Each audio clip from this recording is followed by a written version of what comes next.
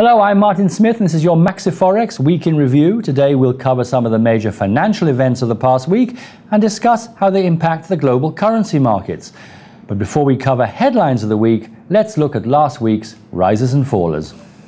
The euro-US dollar pair fell this week over concern about the Greek debt. Most of the damage occurred on Wednesday when the pair fell 1.8%. But managed to minimize losses and closed on Friday down only 0.25%. The pair was last trading at 143.09. The pound struggled most of the week versus the dollar, falling to 161.91 for a total weekly loss of 0.2%. The dollar-yen struggled once again this week. This time the pair showed a loss of 0.35%. The pair closed at 80.02 on Friday.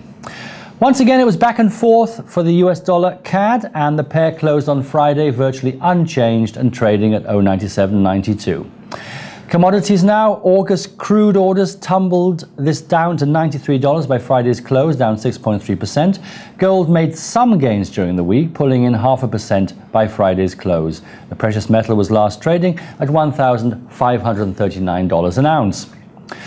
Okay, the headlines now. The euro rose against the dollar by the most in 2 weeks after Germany indicated their willingness to work with the ECB on a debt plan for Greece. Though Germany had demanded that bondholders should shoulder a significant share of the Greek rescue, German Chancellor Angela Merkel backed away from those statements, and as a consequence, the euro gained in response. The euro has gained 2.5% for 2011 against 9 other developed nation currencies.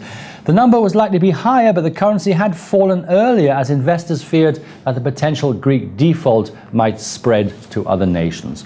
Overall, there seems to be an easing of some of the concerns related to high-risk investments and high-yielding currencies such as the euro, but this may be due to greater concerns that the US economy may be faltering.